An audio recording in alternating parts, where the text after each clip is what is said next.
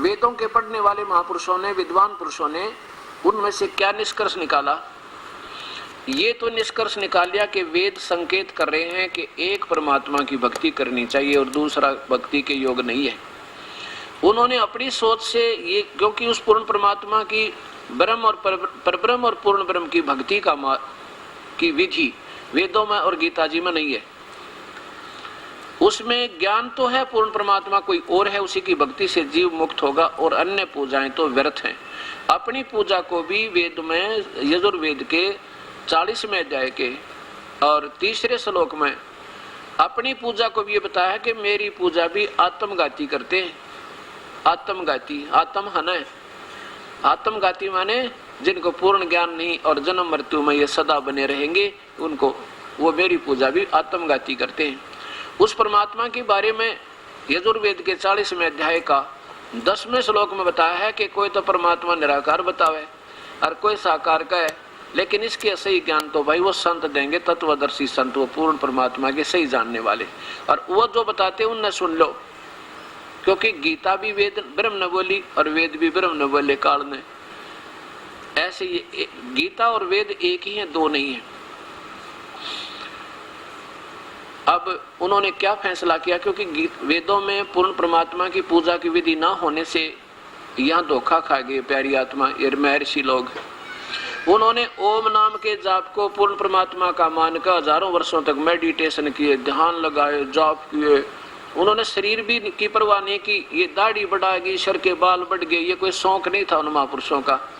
उन्होंने ये सोचा कि एक क्षण भी ना खोआ उस परमात्मा के लिए, कहीं दाढ़ी मूछ मुंडान मुंडून में लगे रहे। आज कटा ली, तीसरे दिन फिर जरूरत पड़ा, फिर कटाने, क्योंकि पहले गाँव में से शहर में आना पड़ता था ऐसे। तो उन्होंने अपने परमात्मा पाने के लिए ना तन की शुद्ध, ना मन की शुद्ध, ना खान पीन की सोची, भगवान मिल जावे। अब उन यूं लिखा है कि ये ज्ञानी आत्मा है तो उद्धार, उद्धार माने भगवान के लिए शीश भी दे दे, उल्टी ना हटे। लेकिन ये बेचारी मेरी ही द्वारा मिलने वाली अनुत्तम घटिया ते घटिया राहत यानी सुविधा के ऊपर आसक्त रही, आश्रित रही, क्योंकि इनको पूर्ण परमात्मा का ज्ञान न मिला। वो परम संत नहीं मिला जो 4थे अध्याय के 34वें श्लोक में लिखा है कि उस तत्वदर्शी संतों को ढूंढ ले अर्जुन, और फिर वो जैसे कहें तो ऐसे करना। आप तो हाथ खड़े कर दिए भगवान ने, गीता बोलने वाले ने, कि मैं नहीं बता सकता उस परमेश्वर के बारे में, ना उसकी विधि बता सकता पूजा की। वो तो संत कोई और आवेगा, और वो होगा जो सारे ब्रह्मांडों का न्यारा न्यारा निर्णय दे दे। वो सतपुरुष के लिए का जानने वाला भी वही होगा, बाकी नहीं होंगे। अब इनको अनुतमाम क्यों कहा काल ने, ब्रह्म ने अपनी पूजा को? एक चुणक नाम के ऋषि थे, एक चुणक नाम के ऋषीश्वर, ऋषियों में श्रेष्ठ यानी बिल्कुल एक नंबर के महापुरुष, ज्ञानी आत्मा।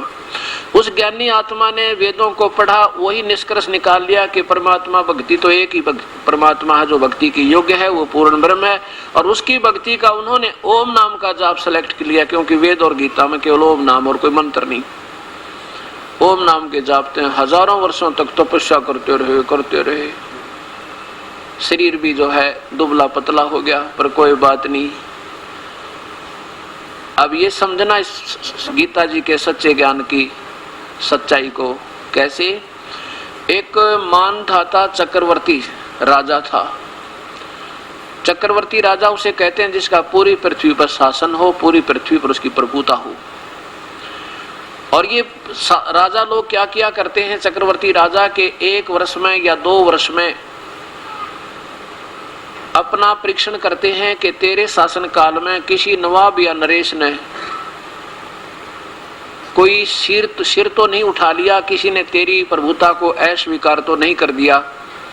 उसके लिए एक घोड़ा छोड़ देते थे, उस घोड़े के गले में एक पोस्टर लगा देते थे, एक पोस्टर लगा देते थे कि जिसने राजा की प्रभुता स्वीकार ना हो वो इस घोड़े को पकड़कर बांध ले, और उसने राजा के साथ युद्ध करना होगा।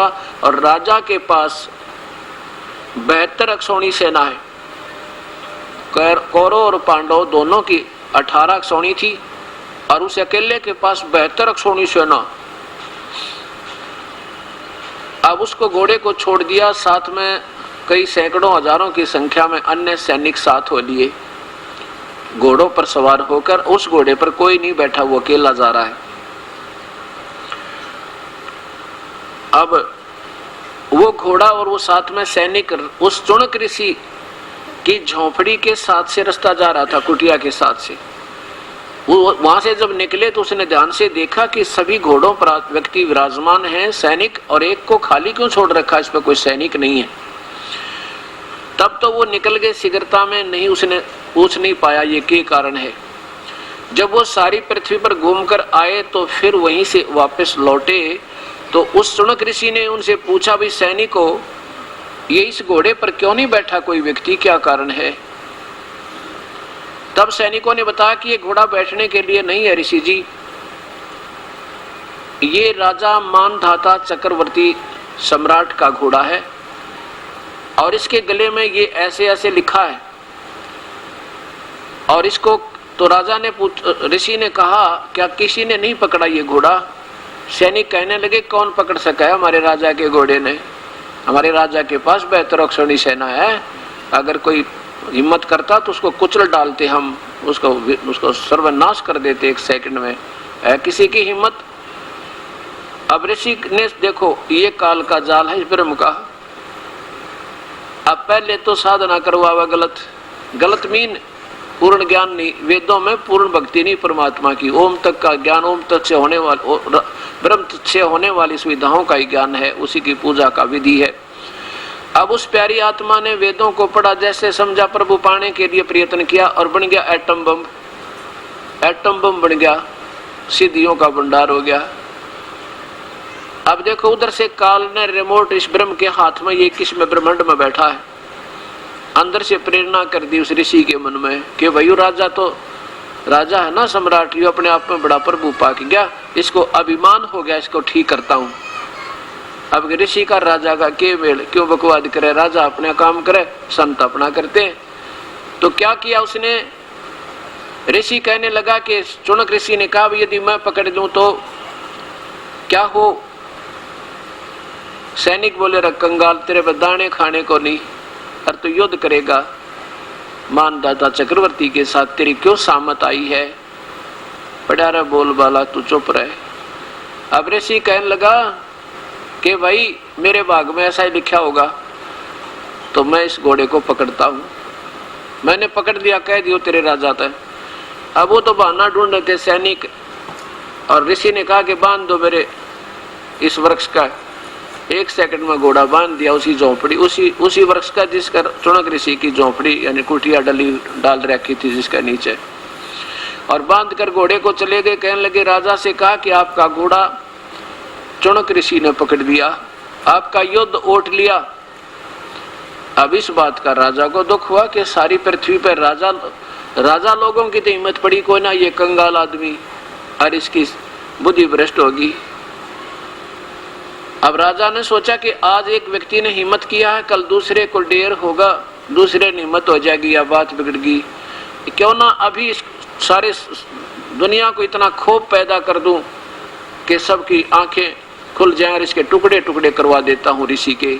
अपनी जो बेहतर अक्षौणी सेना के 4 विभाग किए, प्रथम विभाग 18 करोड़ सेना, 18 अक्षौणी सेना एक बार भेज दी, एक व्यक्ति को, एक ऋषि को समाप्त करने के लिए, ताकि दुनिया देखो इतनी बड़ी सेना को जाते हुए और आके भी दिल धड़के और हिम्मत ना करे।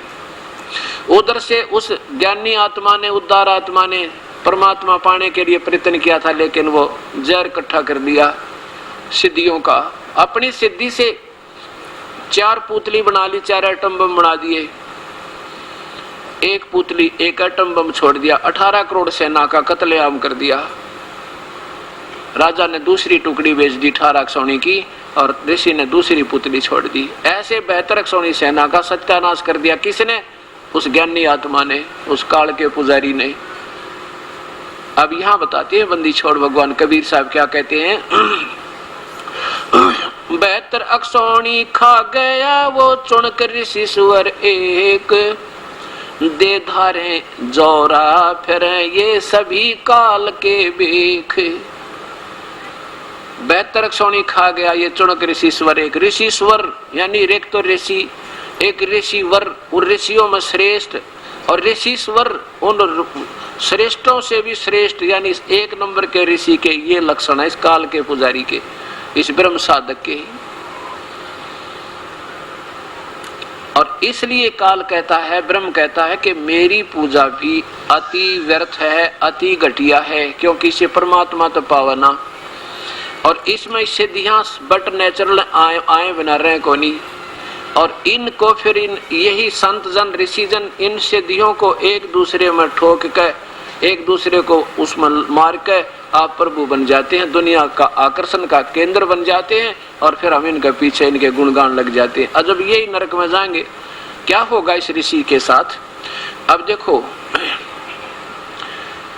आपके पास बाहुबल है, आप तगड़े हो किसी तरह, आप अपनी ताकत 20, 30, 50 व्यक्तियों को 100 को मार दोगे, कोई दिक्कत नहीं, मार तो दोगे क्योंकि आपके पास शक्ति है, लेकिन उसकी सजा आपको गवर्नमेंट देगी, अंदर ठोकेगी और फिर टुकड़े टुकड़े करके आनी। पहले तो बहुत बुरी तरह मारे जाती थी, अब चाहे कि कोई पिस्टल तो मार दे, चाहे स्टैंड गन तो मार दे, तो उसका दोष उसने भोगना पड़ेगा।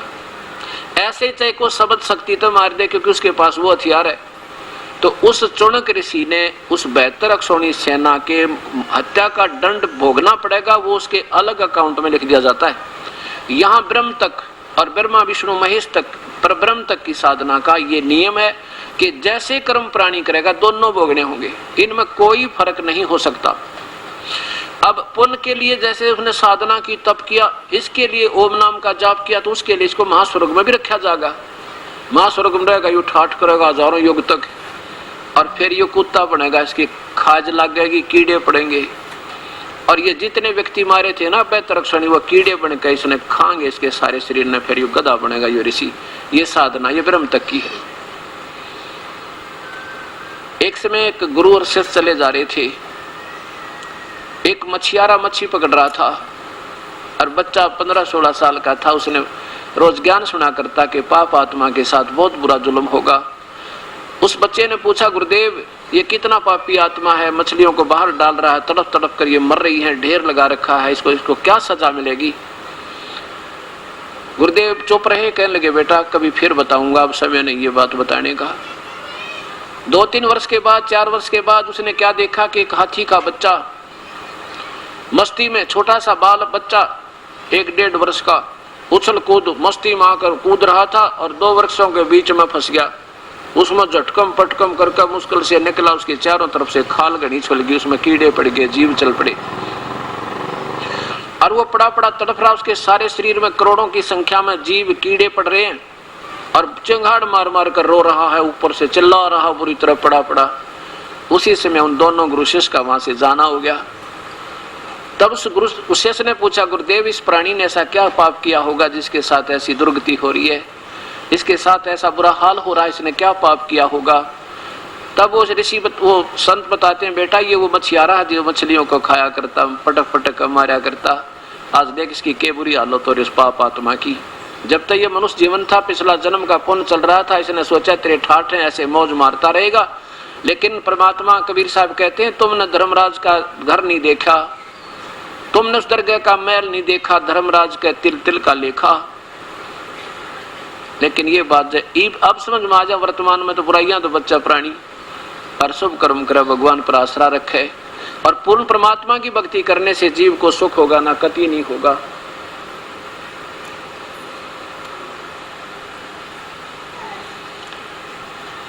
तो जब हम पूर्ण भक्ति में लीन होंगे तब हमें पता चलेगा कि हम क्या कर रहे थे, करना क्या चाहिए था। अब क्या निष्कर्ष क्या निकालना चाहता है ये दास? अब देखिएगा 7वें अध्याय का 18वां श्लोक कल आपने सुन लिया। अब 9वां और सुनो, 19वां।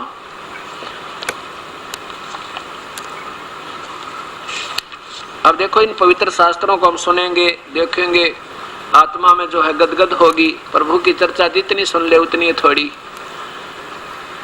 और फिर इसका ऐसे करेंगे जैसे गीता जी में हमें प्रमाण दिया है। पवित्र गीता जी, इसमें जैसे कल आपको बताया था कि वेद गीता बोलने वाला भगवान ये ब्रह्म कहता है कि मेरी पूजा तो भी अनुत्तम है। ये 7वां अध्याय, और इधर देखिए श्लोक नंबर 18 में, उदारा सर्वे एवं एते ज्ञानी तु आत्मा एवं मे मतम। मेरे विचार में, ब्रह्म गीता बोलने वाला भगवान कहता है मेरे विचार में ये ज्ञानी आत्मा है तो उद्धार यानी सिर भी दे दे भगवान के लिए, टाल नहीं। लेकिन आस्थित है सही, आस्थित है माने आश्रित रही, स माने वे ही माने क्योंकि वो सभी आश्रित रही, युक्त आत्मा प्रभु के अंदर लगी हुई आत्मा, माम माने मुझ में अर्थात मेरी, अनुत्तमाम गतिम एवं मेरी ही अनुत्तमा माने घटिया तो घटिया, कति व्यर्थ अश्रेष्ठ, गति माने मेरे से मिलने वाली राहत में ये लगे रहे, इनको पूर्ण परमात्मा का ज्ञान नहीं हुआ क्योंकि वो संत ना मिला इनको।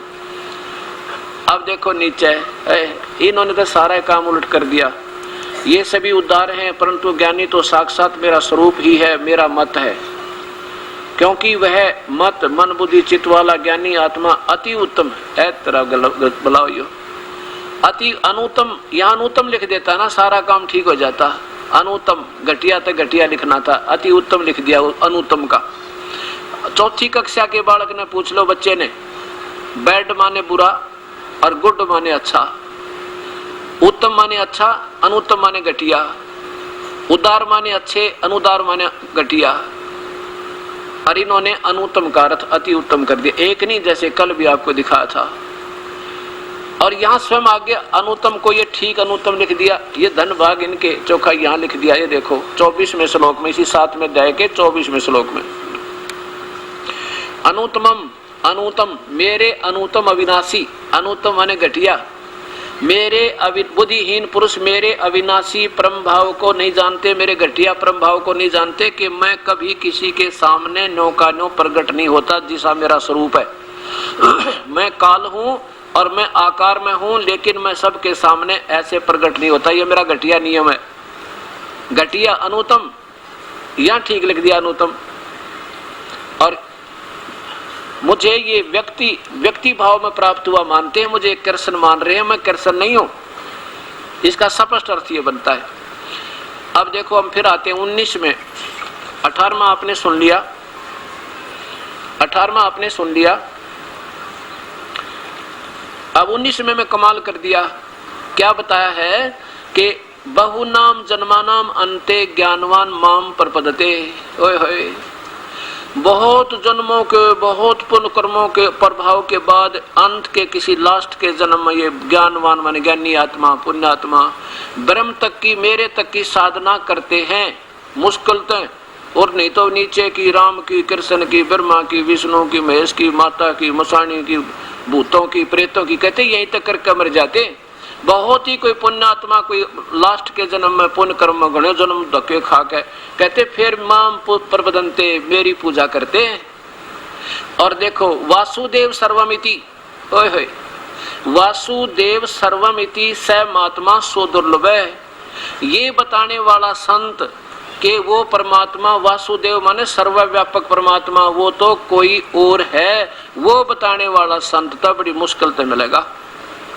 ये बताने वाला कि इनसे भी और कोई परमात्मा जो पूजा के योग्य है, ये बताने वाला संत सो दुर्लभ है, बड़ी मुश्किल से मिलेगा। इसका सीधा अर्थ बना है, बहुनाम जन्मानाम, आने दे आधा करो इससे, बहुनाम जन्मानाम अंते, बहुत जन्म जन्म के अंत के जन्म में कोई अंत ज्ञानवान माम प्रबदते, कोई ज्ञानवान बहुत ही ज्ञानी आत्मा मेरे तक उसकी बुद्धि जाती है ब्रह्म तक की। और नहीं तो वासुदेव सर्वमिति, और वासुदेव माने वो पूर्ण परमात्मा, सर्वव्यापक परमात्मा ही सर्वम माने सब कुछ है। इति माने ये बताने वाला, स महात्मा वो संत तत्वदर्शी संत सो दुर्लभ है, वो तो बड़ी मुश्किल से मिलेगा। अर्जुन देख कितना साफ किया है। अब वासुदेव कौन है, अब ये थोड़ी सी व्याख्या करनी पड़ेगी, नहीं तो आप विचलित फेर हो जाओगे उसी पुराने ज्ञान पे। अब वासुदेव का अर्थ होता है सर्वशक्तिमान, वासुदेव माने सर्वशक्तिमान यानी सर्वव्यापक। व्यापक क्या होता है? अब जैसे एक मंत्री, एक मंत्री होता है एक प्रांत में, वो अपने विभाग में व्यापक है। एक मंत्री एक प्रांत में अपने विभाग में व्यापक है, और मुख्यमंत्री अपने प्रांत में वासुदेव है, व्यापक है, वो सर्वव्यापक नहीं है। और प्रधानमंत्री अपने पूरे राष्ट्र पर व्यापक है, यानी उसकी प्रभुता पूरी है सब पे। अब कौन होया वासुदेव? वासुदेव माने सर्वव्यापक, सर्वव्यापक, सब के ऊपर जिसकी प्रभुता, उसे वासुदेव कहते हैं। अब ब्रह्मा विष्णु महेश एक ब्रह्मांड में एक विभाग के मंत्री हैं। रजोगुण विभाग के श्री ब्रह्मा जी, सतोगुण विभाग के श्री विष्णु जी, और तमोगुण विभाग के श्री शिव जी। और इनके पिता इन 21 ब्रह्मांडों में स्वयं ही मुख्यमंत्री का रोल करता है। अब यहां देखिएगा, ये एक ब्रह्मांड है।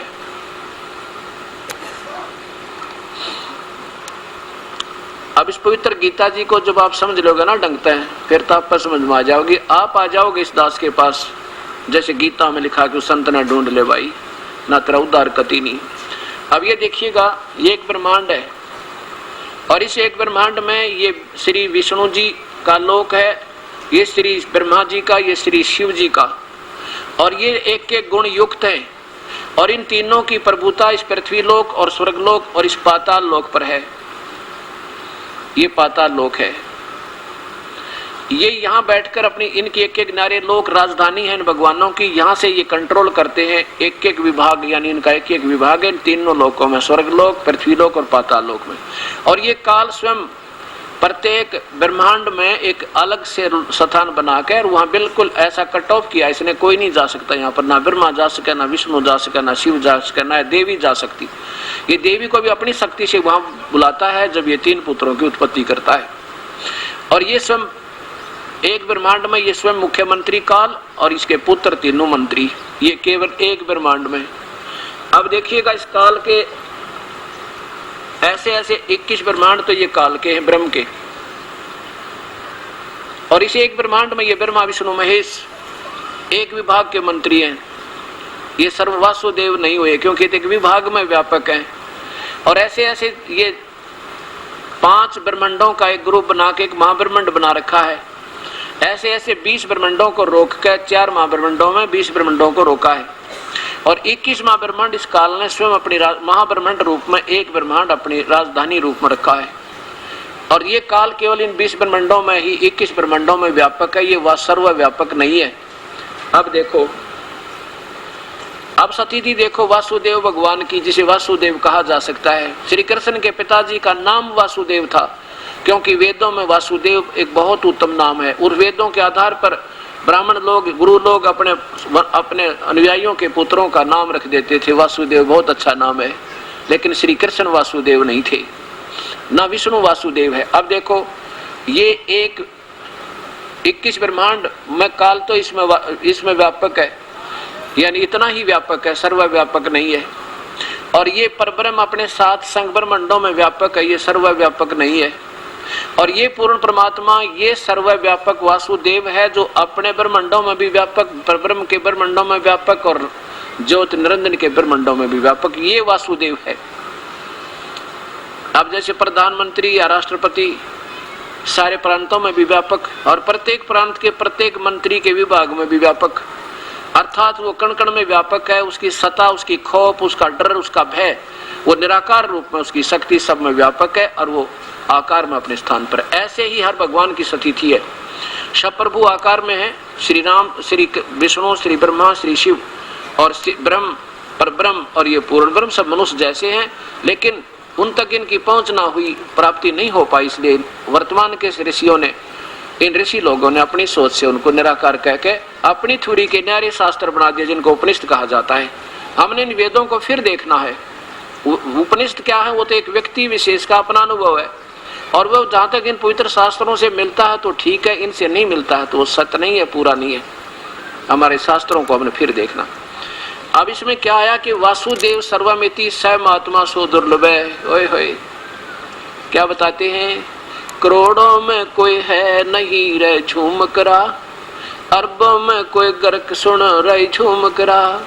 एक पंजाब से एक पुण्यात्मा कबीर परमेश्वर की प्यारी आत्मा गरीबदास को, जब कबीर साहब ने गरीबदास जी को, जो हरियाणा में गरीबदास जी हैं छुडानी गांव में, उनको सचखंड सतलोक पूर्ण परमात्मा स्वयं ही आकर के कबीर साहब स्वयं आए थे और सतलोक लेकर गए थे। फिर सारी सती थी सब ब्रह्मांडों की, इस सारे ब्रह्मांडों की रचना और सब कहाँ का क्या क्या हो रहा है, ब्रह्मा विष्णु महेश की क्या सती थी है, ये सब दिखा करके वापस छोड़ दिया था। जबकि गरीबदास जी के शरीर को मृत समझकर इनको जलाने की तैयारी कर दी गई थी। उस समय चिता के ऊपर इनको वापस होश आया था, आत्मा वापस आई थी। उसके बाद गरीबदास जी ने उस परम पिता पूर्ण ब्रह्म सतपुरुष सचखंड के रहने वाले मालिक कबीर साहब की महिमा बताई कि हम सुल्तानी नानक तारे दादू को उपदेश दिया, ये जात जुला भेद नहीं पाया, वो काशी माए कबीर होया। तो गरीबदास के पास एक पंजाब से राम राय नाम के, क्योंकि उस समय तक ये सिंह नाम ज्यादा नहीं पड़े थे, कोई राम राय, कोई कृपाराम, को धन्ना, इस तरह के नाम सिखों के पूर्वजों के हुआ करते थे। तो राम राय जी आए, उनको ऐसे सुना था कि छुडानी में एक बहुत बड़े महापुरुष रहते हैं, तो वहां जाकर उनको ज्ञान सुना। जिस परमेश्वर ने यह सच्चाई बताई तो वो राम राय उर्फ झुमकरा, जैसे गांव में एक नया नाम निकाल लिया करें एक वास्तविक नाम से अन्य, राम राय उर्फ झुमकरा भी से कहते थे, वास्तविक नाम उसका राम राय था। तब उस राम राय ने अर्थात झुमकरा ने कहा, परमात्मा ये ज्ञान अब तक कहाँ छुपा था, किसी ने क्यों नहीं बताया हमारे तय, ये हमारा कैसे दुर्भाग्य रहा। तब क्या बताया उस परमात्मा को आंखों देखने के बाद गरीबदास जी की प्यारी आत्मा गरीबदास जी ने, कि क्या बता कि तत्व भेद कोई ना कह रहे झूमकरा, ये पैसे ऊपर नाच सुनो रहे झूमकरा। तत्व भेद कोई नहीं जानता, इन्हें तो अपनी रोजी रोटी का धंधा बना रखा भाई, ये नहीं जानते भगवान के बारे में, सबको गुमराह किए बैठे हैं संत जन, आप भी धोखे मारिए, आपको भी गुमराह कर रहे हैं। और कहा भगवान फिर हमने तो बहुत संत देखे हैं, बहुत संतों के पास गए, उनके पास यही व्याख्याएं मिलती जुलती मिली है, ये जो रास्ता आप बता रहे हो ये तो प्रभु हमने कभी नहीं सुना। तब क्या बताया कि करोड़ों में कोई है नहीं रे झूमकरा, कोई अरबों में कोई गर्क सुनो रे झूमकरा। इस संत ने बता, इस मार्ग को बताने वाला संत अरब संतों में पाओगा, तो ना अरबों में करोड़ों में भी नहीं पाओ भाई। ओए होए, अब संत माने मार्गदर्शक, भक्ति बताने वाले, उनको हम संत, वैसे संत की परिभाषा जब समझोगे तो बहुत दूर बात है संत कहते हैं, लेकिन हमने इनको सबको संत ही गुरु मान रखा है। कैसे? जैसे एक गांव में अगर 10,000 की आबादी है तो 5,000 गुरु पाओगे, पक्की बात समझ लेना। क्यों? कोई नई लड़की आवेगी, ब्याही, उसका लड़का होगा, बालक होगा, तो पहले तो अपनी सास ने पूछेगी अब क्या करना इसका, वह बताओगी बाहर लीगा दर दे बेटी। फिर पड़ोसन आवेगी, वह बताओगी इसका भीतर लीगा दर दे बेबे। तीसरी आवेगी, वह नो कहेगी चौराहे वाली की बोल दे 25 रुपये, तेरा बेटा सुखी रहेगा। फिर आओगी नो थारा गुड़गांव में आड़ी की मान है, उसकी पूछ दे। पांचवी वह, यानी 10,000 की आबादी में 5,000 गुरु हैं। और फिर ये रामकृष्ण और ब्रह्मा विष्णु महेश और हनुमान आदि की पूजा बताने वाले की भी गिनती को ना, तो सारे संसार में नो के अरब संतों में मार्गदर्शकों में तो न कोई पाओगा भाई, ये आम नहीं है। ऐसे गीता प्रमाण दे रही कि बहु नाम जन्मा नाम ज्ञानवान, बहु नाम जन्मा नाम अंते ज्ञानवान माम पर बदते। और वासुदेव सर्वमिति स महात्मा सुदुर्लभ है, सो दुर्लभ मन मुश्किल से मिलने वाला है वो संत जो तत्वदर्शी है, ये बताने वाला कि ये परमात्मा इनसे कोई और है। जैसे गीता जी के 15वें अध्याय के 16 और 17 श्लोक को फिर देखो कि ये समझा देगा ना, वो वास्तव में पूर्ण परमात्मा पूजा की योग्यता इनसे भी भिन्न है, वो अलग है। वो तो नहीं कहा भाई बड़ी मुश्किल से मिलेगा तुझे, यही पवित्र गीता जी।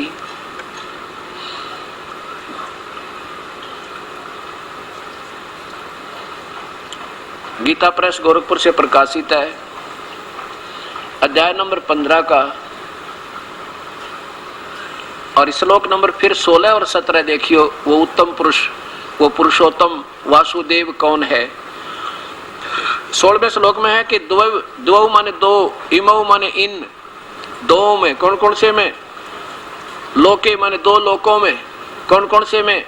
ये क्षर पुरुष और अक्षर पुरुष। पुरुषौ, ये पुरुषौ शब्द दो स्थान पर लगता है, ये दो का बोध कराता है पुरुषौ, ये संस्कृत का नियम होता। द्वौ पुरुषौ, अक्षर पुरुष और अक्षर क्षर पुरुष और अक्षर पुरुष। क्षर पुरुष ये नासवान ब्रह्म, अक्षर पुरुष ये परब्रह्म। और इसी प्रकार दो सतिथि इन दोनों के लोकों में। जीवात्मा तो अविनाशी है और शरीर, स्थूल शरीर इन सभी प्राणियों का, चाहे देव है, चाहे कोई महादेव है, चाहे ब्रह्मा है, चाहे विष्णु, चाहे शिव, चाहे राजा और रंक, चींटी और हाथी, इन सब के स्थूल शरीर तो नासवान है और ये आत्मा इनकी अविनाशी है, दोनों के स्थान में। और तीसरा परमात्मा इन दोनों से न्यारा है, जिसमें रहने वाले प्राणियों का शरीर भी अजरो अमर और वो परमात्मा भी अजरो अमर है। वो तो परमात्मा इन दोनों से न्यारा है। अब देखो 16वां श्लोक की हिंदी देखिए इन महापुरुषों की। इस महापुरुष ने ये यहाँ जहां तक इनकी बुद्धि काम करती रही, ज्ञान था, बहुत अच्छा सोल्यूशन करने की चेष्टा की, और जहां इनकी बुद्धि में वो सत्ज्ञान नहीं आया तो इन्होंने गोलमोल कर दिया। इस संसार में नासवान और विनाशी भी दो प्रकार के पुरुष हैं।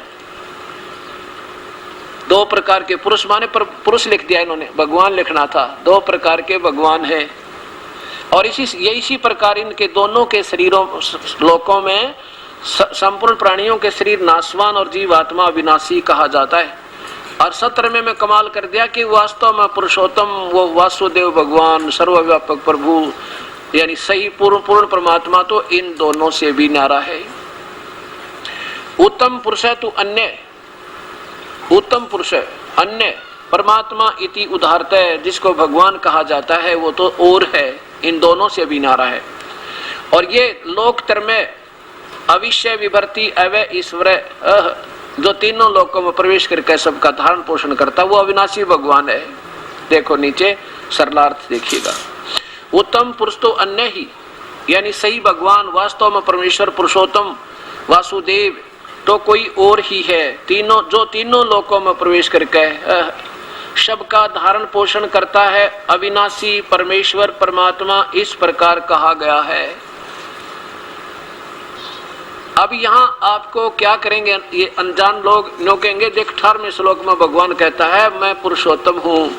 अब देखो 18वें श्लोक में 15वें अध्याय के 18वें श्लोक में क्या कहता है ये काल कि मैं तो क्षर पुरुष नासवान हूं। इसको पहले देखिए अध्याय नंबर 4 का और श्लोक नंबर 5, तब आपके याद जचेगी यह दास की कथा जो आपको बताना चाहता है। अध्याय नंबर 4 का श्लोक नंबर ये 5 है। हे परंतम अर्जुन, मेरे और तेरे बहुत से जन्म हो चुके हैं, उन सबको तू नहीं जानता मैं जानता हूं। अर्थात गीता बोलने वाला भगवान तो नासवान है, ये अजरो अमर अविनाशी है ही नहीं। इसके भी मृत्यु जन्म और इनके उपासक के भी जन्म और मृत्यु होते रहते हैं। इसलिए क्या लिखा है कि जिन्होंने वेदों को पढ़ा और वेदों के अनुसार इन्होंने मुझे मालिक मान लिया, पुरुषोत्तम मान लिया, क्योंकि मेरे अंतर्गत जो 21 ब्रह्मांड में जितने भी प्राणी, चाहे वो स्थूल शरीर में है चाहे जीवात्मा रूप में, उनसे तगड़ा हूं मैं। अब मुख्यमंत्री अपने नीचे के सभी अधिकारियों से, आम व्यक्ति से और मंत्रियों से तगड़ा है, लेकिन वो सर्वव्यापक नहीं है, वो पूर्ण नहीं है। फिर भी ऐसा कहना चाहे कि लोक वेद होता सुना सुनाया ज्ञान जो शास्त्र में प्रमाणित ना हो और किसी व्यक्ति विशेष की अपनी सोच से जो क्षेत्र कुछ एरिया उस पर आधारित हो, उसको लोक वेद कहते हैं। क्या बताता है ये गीता बोलने वाला भगवान? यही गीता जी के अध्याय नंबर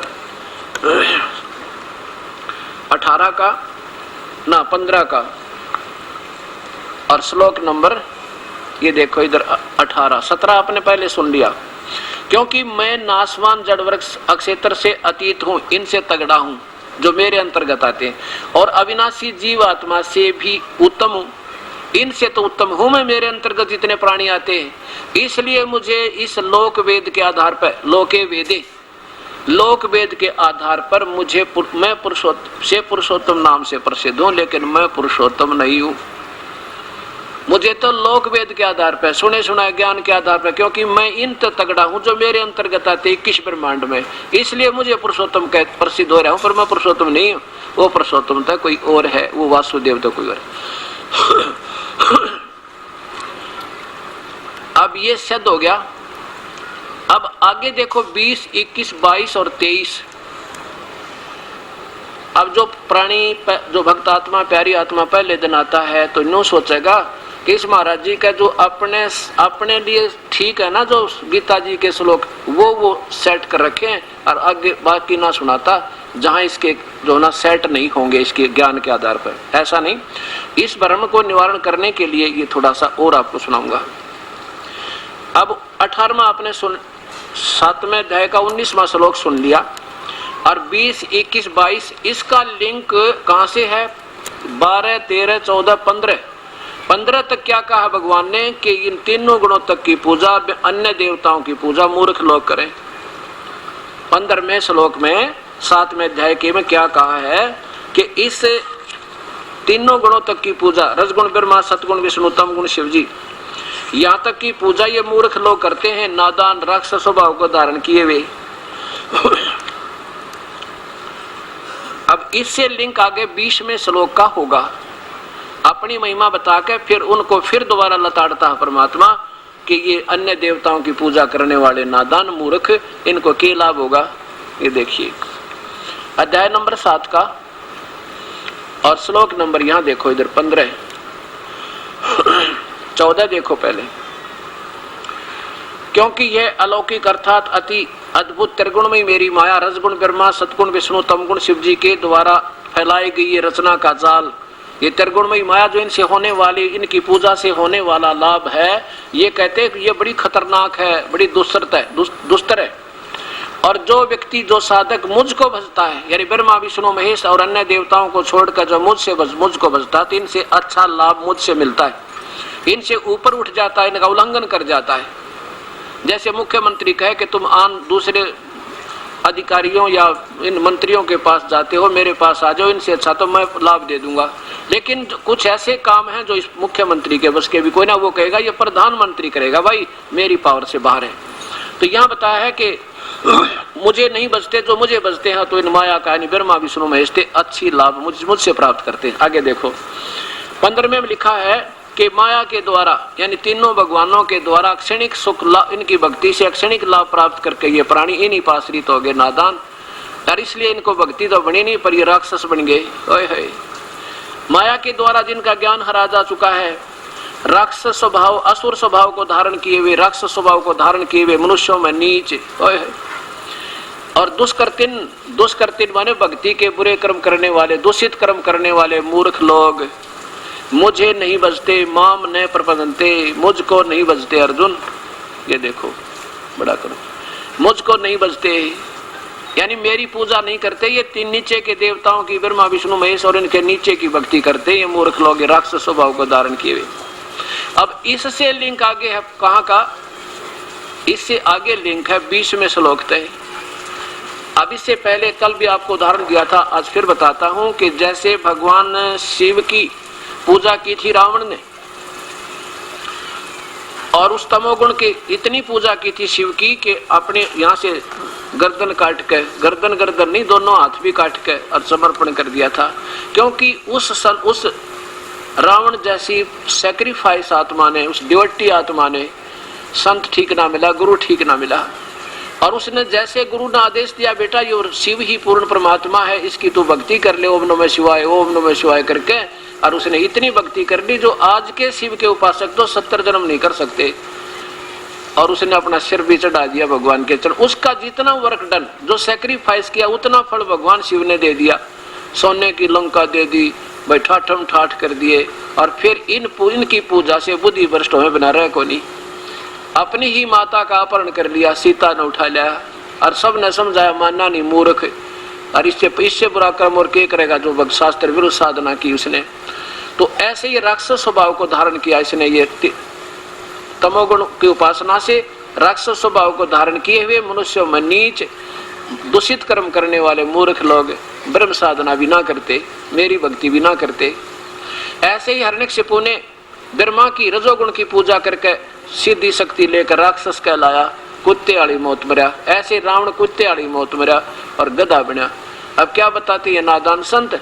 नो कहे रावण को पता था राम के हाथों मर कर मैं स्वर्ग जाऊंगा, इसे नीच आत्मा ने और स्वर्ग की कहां स्थान गधे को, जिसने इसे जुल्म किए। 100 झोटे मांस खाया करता, 100 मटके दारू के पिया करता एक दिन में, कसाई बताओ। क्योंकि शास्त्र साधना ठीक ना होते थे, ये जीव जो है बेचारे अपना पथ भ्रष्ट होकर बुरे हो गए। नहीं तो आत्मा बुरी नहीं, जय नरा ठीक मिल जाता है। तो अब मार्ग जब ठीक मिल जाए, आप देख लेना जब सारे संसार में फिर सतयुग ना हो जाता है, क्योंकि उस परमात्मा से हमारा लिंक हो जाएगा जो हमें धन दे, भाग से ज्यादा भी दे, हमारे पाप कर्म काट दे। फिर हमने ना लूटने की जरूरत पड़े, ना किसी ने ठगने की आवश्यकता पड़े, ना बुद्धि हमारी खराब हुए, हमारे सारे काम सरे, और हमें ज्ञान हो जाके ज्यादा नहीं चाहिए, केवल इतना चाहिए जिसने काम चल जा। ये सब छोड़ के जाना है। बच्चे हैं अपने, वो अपने भाग पाओगे, उनसे ज्यादा नहीं मिलेगा चाहे हम कितने प्रयत्न कर लें। ये संविधान बोल रहे हैं हम, इसलिए ज्यादा पाप भी कर जाते हैं जिसका हमने फिर भोग भोगना पड़ता है। अब ऐसे ही वशिष्ठ मुनि, इसने विश्वामित्र ने भगवान विष्णु की साधना करके और अच्छा दाऊ मैं तो पाया, और अपने साथी वशिष्ठ मुनि के 100 पुत्रों की, बालका की कसाई की तरह हत्या कर दी, 100 बच्चों की।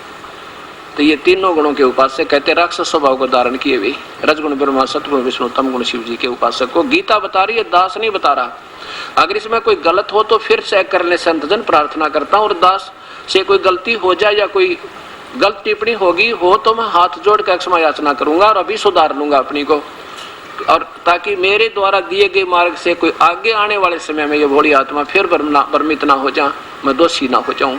क्योंकि हमने शास्त्र आधार से बात करनी है, कोई करेगा तो, और शास्त्र से अलग कोई अपनी टिप्पणी बताएगा हमें स्वीकार्य नहीं है, उससे कोई बात नहीं होगी। तो कहने का भाव ये है मेरा कि अब क्या बताया है कि इनसे अच्छी तो मेरी भक्ति, इनसे मेरी ना करते, और मेरी भी घटिया, अपनी भी गलत बताई भगवान ने। क्योंकि चुनक जैसे ऋषि ने समर्पण कर दिया ओम नाम के जाप करके, दुर्वासा जैसे ऋषि ने ओम नाम का जाप करके ब्रह्म साधना करके सिद्धियां पाली, भगवान ना पाया। क्योंकि वेदों में वर्णित विधि से प्रभु प्राप्ति नहीं है, ये गीता जी के अध्याय नंबर 11 का श्लोक नंबर 48 प्रत्यक्ष प्रमाण देता है। ये भी आपको बता दूं,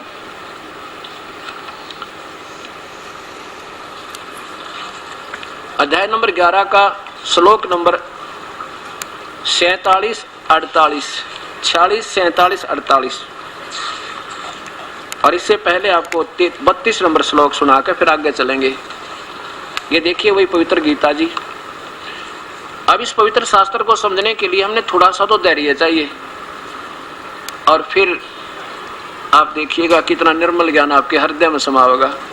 अध्याय नंबर 11 का श्लोक नंबर 32 देखो। इसमें गीता बोलने वाला भगवान कहता है मैं काल हूं। 32 में लिखा है कि लोकों का नाश करने वाला बड़ा हुआ महाकाल, ये काल है, काल माने काल हूं। अस्मि मानो इस समय इन लोकों को नष्ट करने के लिए प्रवृत्त हुआ हूं। इसलिए जो प्रतिपक्ष की सेना में सचित योद्धा लोग हैं वो तेरे बिना, यानी तू ना लड़ेगा तो भी मार दूंगा इनको, तो युद्ध नहीं करेगा, तेरे ये वे सब तेरे बिना भी नहीं रहेंगे, अर्थात तेरे युद्ध करने न करने से भी इन सब का नाश हो जाएगा। अब आगे कहते, ये कहना मैं काल हूं, ब्रह्म ये काल है। और ये देखो 46वें श्लोक में ये ब्रह्म जो है ये 1000 भुजा का भगवान है, और ब्रह्मा विष्णु महेश केवल 4 भुजा के भगवान है, और इनकी माँ दुर्गा ये 8 भुजा की है। अब सुनो प्रेमतः, ये अध्याय नंबर 11 का श्लोक नंबर 46 में अर्जुन आंखों देखा बता रहा है कि मैं वैसे ही आपको मुकुट धारण किए हुए तथा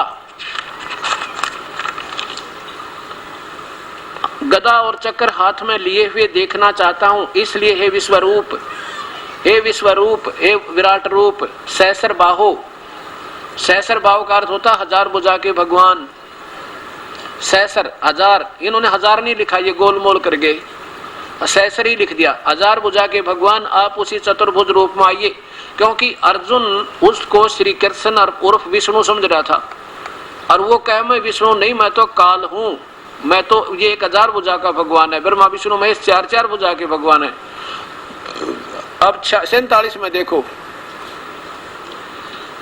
हे अर्जुन, अनुग्रह पूर्वक मैंने अपनी योग शक्ति के प्रभाव से ये मेरा परम तेजो में सबका आदि सीमा रहित विराट रूप तुझको दिखलाया है, जिसे तेरे अतिरिक्त दूसरे किसी ने पहले नहीं देखा था। 48 में देखो क्या लिखा है, हे अर्जुन, ये है मेरा वास्तविक रूप, ब्रह्म का रूप, ये है काल है ये, और वेदों में केवल ब्रह्म तक की साधना है। क्या बताता है कि मेरी वेदों में वर्णित विधि से मेरी प्राप्ति नहीं हो सकती, मेरे दर्शन नहीं हो सकते, भगवान नहीं मिले। क्या बताया कि हे अर्जुन, मनुष्य लोक में इस प्रकार विश्व रूप वाला मैं, एवं रूप यानी ये रूप मेरा, न तो वेदों में वेद यज्ञ अध्ययन न तो वेदों में वर्णित विधि से वेद यज्ञ अध्ययन, ना तो वेदों में वर्णित विधि से, ना यज्ञ से, ना तप से, ना जप से, ना किसी क्रिया से मुझे कोई प्राप्त नहीं कर सकता। अर्थात वेदों में वर्णित विधि से प्रभु तो मिलता नहीं, लेकिन स्वर्ग, महास्वर्ग, सिद्धियां, 84 लाख योनियां, फिर गदा, ये तो जरूर मिल जाती है। ये देखो, इस प्रकार विश्व रूप वाला मैं वेदों में और अज्ञान यज्ञों के अध्ययन से, न दान से, न फिर देखो हे अर्जुन, मनुष्य लोक में इस प्रकार विश्व रूप वाला मैं न वेदों और यज्ञों के अध्ययन से, न दान से, न क्रियाओं से और न उग्र तपों से तेरे अतिरिक्त किसी दूसरे द्वारा देखा जा सकता हूँ। आगे भी नहीं देखा जा सकता और पहले भी नहीं देखा था। और कृष्ण जी तो उनके साथ खड़े थे, अर्जुन रोज देखा करता। अगर श्री कृष्ण बोल रहे होते तो ये काल बोल रहा है, ये ब्रह्म बोल रहा है। और ये ब्रह्म कहता है कि मेरी पूजा अगर तूने करनी है अर्जुन, ये 8वें अध्याय के 13वें श्लोक में, वो तो केवल ओम नाम है और कोई अक्षर नहीं नाम जाप करने का। अब देखो 8वें अध्याय का 13वां श्लोक, यही पवित्र गीता जी, ये नीचे ही 13वां श्लोक है। ये 13वां श्लोक, ये संधि छेद अच्छी तरह लिखा है इस महात्मा ने। आप ध्यान से देखो, ओम ओम इति एकाक्षरम, ओम केवल ये एक अक्षर, ब्रह्म माम, माम ब्रह्म, मुझ ब्रह्म का, व्यवहारण माने उच्चारण करके, अनुसमरण माने स्मरण करने का।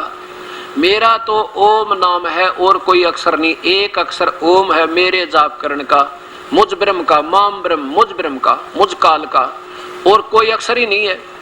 ये विष्णु का स्वयं सरनामा, श्री शिव जी का स्वयं सरनामा, कहते ये कोई मंत्र नहीं है, ये तो मनमाना आचरण, अपने बनाए हुए घड़े हुए ऋषियों के स्वयं ये बनाए हुए मंत्र हैं, ये नहीं है। ओम नमः शिवाय, ओम भगवते वासुदेव नमः, और ये जो राधे राधे श्याम मिलादे राधे हरे कृष्ण हरे राम, कहते ये कोई जाप नहीं है। केवल ओम नाम से प्रभु की भक्ति प्रारंभ होती है इस ब्रह्म की। अब देखो क्या कहते हैं, ओम इति एकाक्षरम ब्रह्म माम ब्रह्म, मुझ ब्रह्म का, व्यवहारण मन उच्चारण करके, अनुस्मरण स्मरण करने का। और ये कैसे करना है, ये प्रयाति तजंत देहम, आखिरी सांस तक जपते रहना होगा। तजंत देहम, तजन देहम, देह छोड़ने तक, अंतिम श्वास तक। और ये याति परमाम गति, जो ऐसे करता रहेगा तो मेरे वाली परम गति को प्राप्त होगा। मेरे वाली यानी ब्रह्मलोक में पहुंच जाएगा। लेकिन मेरी परम गति भी घटिया तो घटिया है, वह पूरी कोई ना, ये भी स्पष्ट कर दिया, वो भी पूर्ण नहीं है मेरे। लेकिन मेरी जो परम गति, मेरे से अंतिम लाभ लेने वाले ने इस ओम नाम के जाप को अंतिम सांस तक जपना होगा। ये प्रयाति तजन देहम, स माने वह याति परमाम गति, वह मेरी परम गति को प्राप्त होता। और मेरी परम गति घटिया, 7वें अध्याय का 18वां श्लोक स्पष्ट कर दिया अभी आपके सामने, क्योंकि इससे लिंक हो जाता है एक दूसरे का। और इससे आप देखिए, फिर हम इसी 7वें अध्याय में आते हैं। ये 7वें अध्याय का श्लोक नंबर 18 में फिर भगवान खुद ये ब्रह्म कहता है कि उदारा सर्व एवं एते ज्ञानी तू आत्मा एवं मे मतम। ये मेरे विचार में ये उदार आत्मा जिन्होंने वेदों को जैसा समझा उसके आधार पर ये लग गए मुझे पूर्ण परमात्मा मान के ओम नाम के जापते हैं। ये है तो बेचारी प्यारी आत्मा, नेक आत्मा, उदार है, प्रभु पाने के लिए समर्पण है। लेकिन आश्रित से ही वो, आश्रित रही वो प्यारी आत्मा, युक्त आत्मा, लीन आत्मा, माम माने मेरे में, मेरी, अनुत्तमा माने घटिया तो घटिया, गति माने उस परम गति मुड़ जरे। और मेरी परम गति वो है जो ओम नाम का जाप अंतिम सांस तक करता रहे। इससे इसका सीधा लिंक बनाए। अब आगे देखो, अब हम 19 का, अब 19 में आपको सुना चुके इसी 7वें अध्याय का। अब 20 देखो, 15वें से लिंक अब 20 का हो गया। क्या है? उन भोगों की कामना द्वारा जिनका ज्ञान हरा जा चुका है, जिस देव से जितना लाभ होता है वो वहीं तक जिनकी बुद्धि रुकी हुई है और उन्हीं से सीमित हैं, तो उन अपने स्वभाव से प्रेरित होकर उस नियम को धारण किए करके अन्य देवता पर पदंते, दूसरे भगवानों की, दूसरे देवताओं की पूजा करते हैं। ब्रह्म तो नीचे, ब्रह्मा विष्णु महेश आन देवता माते हैं। और पूर्ण परमात्मा की भक्ति करेंगे तो ब्रह्म पर ब्रह्म भी आन देवता में आ जाते हैं, अन्य देवता में आ जाते हैं, पर पूजते हैं। नीचे देखो, अब 21वें श्लोक में, जो सकाम भक्त जिस देवता के स्वरूप को श्रद्धा से पूजना चाहता है, उस भक्त की श्रद्धा को मैं उसी देवता के प्रति स्थिर करता हूँ। अब जैसे मुख्यमंत्री कहे कि मेरे पास नहीं आता तो तू किसी थानेदार ते ऐसा चो तो मेल करे बैठा है, तो अक्षणिक लाभ है भाई वो, और उसको मैंने थोड़ी सी सहायता दे रखी, राहत जिसके शक्ति दे रखी है, जिससे वो अक्षणिक लाभ तुझे दे रहा, पर वो पूर्ण लाभ तुझे नहीं दे सकता। ये भाव है भगवान का कहने का। आगे देखो, उसी में आश्रित करता हूँ, अगना मानता था पर कुएं में पड़ के मर ले, ना मानता था पूज ले उन देवताओं ने। मतलब भाव ये है भगवान का कहने का। आगे देखो 22वां, वह व्यक्ति उस श्रद्धा से युक्त होकर उस देवता को पूजन करता है और उस देवता से मेरे द्वारा ही विधान किए हुए, यानी मुख्यमंत्री कहता मैंने इन मंत्रियों को, नीचे के अधिकारियों को छोटी मोटी शक्ति दे रखी है और उसी से छोटा मोटा लाभ तुम्हें मिल रहा है, ये पूर्ण लाभ नहीं है, निसंदेह प्राप्त करता। आगे देखो 23 में मैं कमाल कर दिया, 23 में मैं कमाल कर दिया, सारा रिजेक्ट कर दिया। क्या बताया कि परंतु उन अल्प बुद्धि वालों का, कहते बुद्धिहीनों का वो अक्षणिक सुख है, और देवताओं को पूजते भी हैं, जिसकी बुद्धि जहाँ डट रही है, रुक रही है, वहाँ आश्रित हुए बैठे हैं, उन अल्प बुद्धि वालों का वह फल नाशवान है, और अन्य देवताओं के पूजने वाले देवताओं को प्राप्त होते हैं और मेरे भक्त मुझको ही प्राप्त होते हैं। ये तो सीधा ही है, ब्रह्म साधना करेगा ब्रह्म को प्राप्त होगा, उस परमात्मा की भक्ति करेगा उसको प्राप्त होगा। दो भगवानों का गीता जी में सीधा लिंक है। अब देखो 24 में मैं क्या कहा और 25 में मैं क्या कहा, इसी के 7वां अध्याय चल रहा है गीता जी का।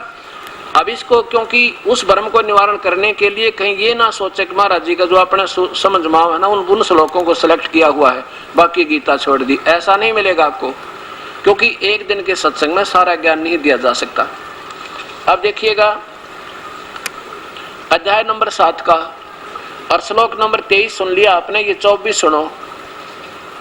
बुद्धिहीन पुरुष मेरे अनुतम अविनाशी परम भाव को नहीं जानते।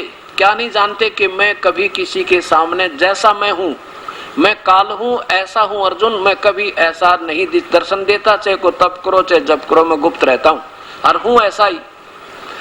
क्या परम भाव को, मेरे अनुतम माने घटिया अविनाशी भाव को नहीं जानते कि मैं अब अव्यक्त माने निराकार।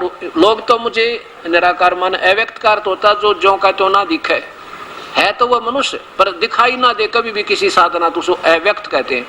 मुझ अव्यक्त माने मुझ मन इंद्रियों से परे मुझ सचिदानंद घन परमात्मा को मनुष्य की भांति जन्म कर है, ये मुझे कृष्ण मान रहे होंगे, मैं कृष्ण नहीं हूँ। इसका सीधा अर्थ ये बनता है कि मुझ अव्यक्तम माम व्यक्तिम अपनम मनन्ते।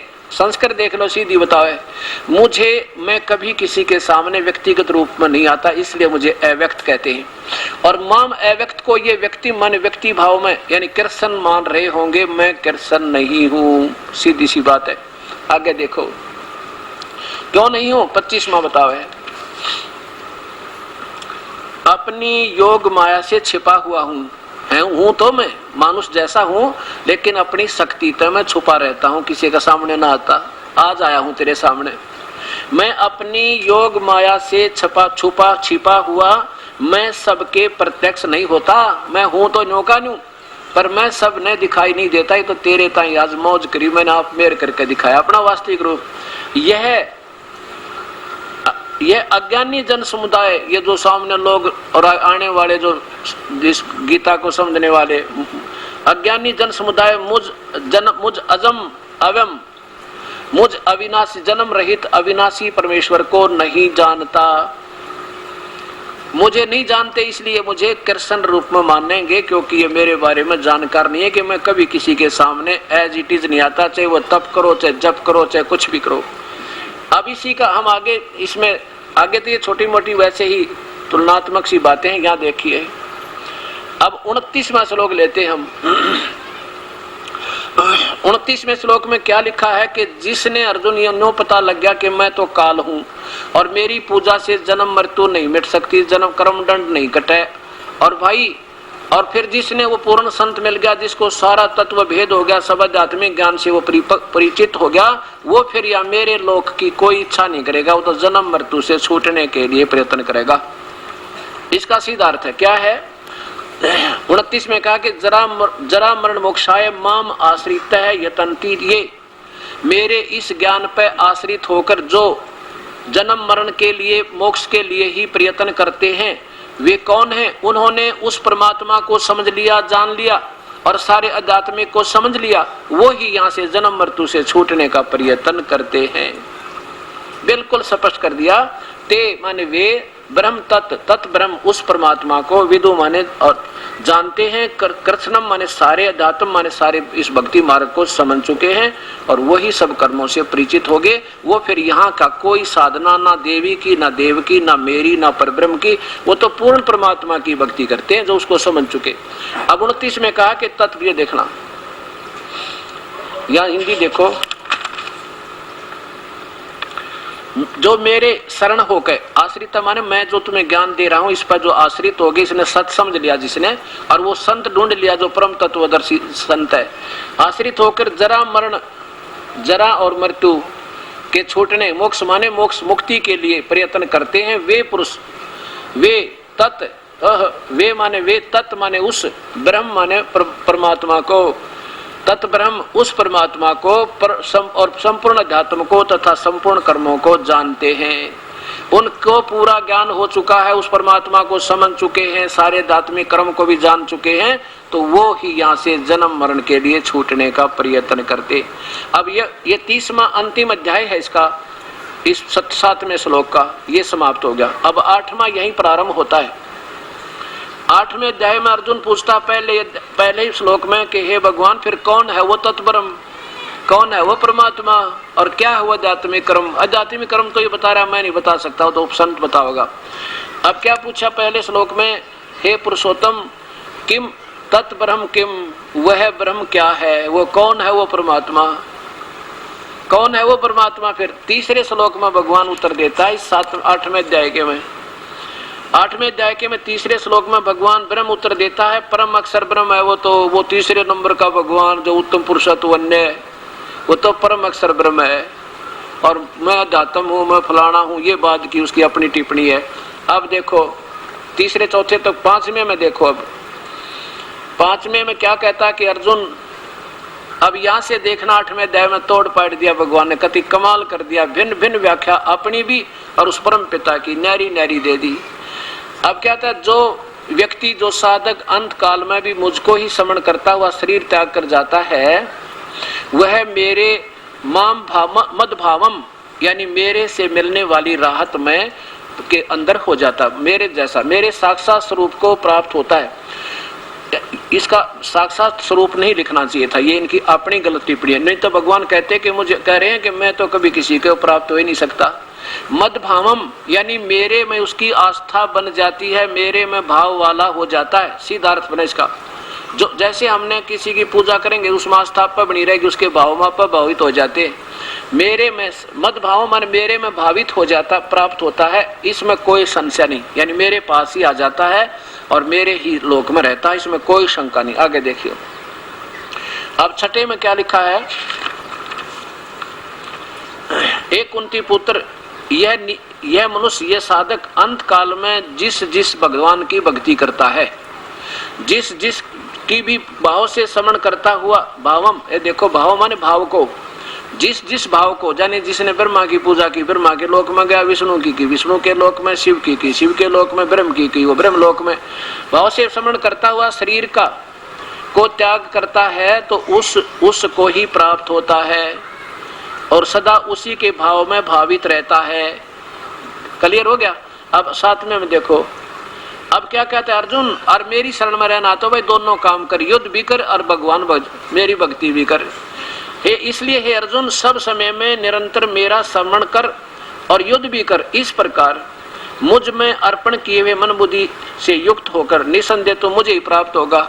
7वें तक तो अपनी महिमा बता दी। अब 8वें, 9वें और 10वें में 8वें अध्याय के श्लोकों में कमाल कर दिया। देखिए यहाँ देखो 8वां, ये 8वें का संस्कृत नीचे है, ये 8वां, और यहाँ क्या बताया है, हे पार्थ यह नियम है परमेश्वर के ध्यान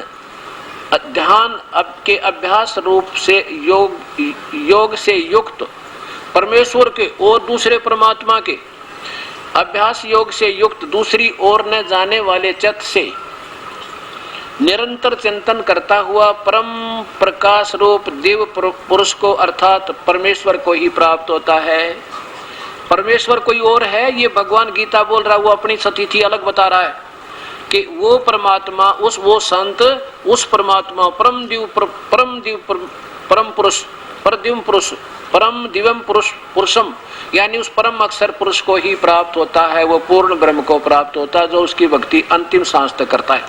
आगे देखो 9वें में, जो सर्वज्ञ अनादि सबके नियंता सूक्ष्म से अति सूक्ष्म सबके धारण पोषण करने वाले वो 3 नंबर के परमात्मा के 7वें अध्याय के 17वें श्लोक में 15वें अध्याय के 17वें श्लोक में लिखा है कि उत्तम पुरुष है तो और है, वो भगवान तो कोई और है जो तीनों लोकों में प्रवेश करके सबका धारण पोषण करता, वही अविनाशी भगवान है।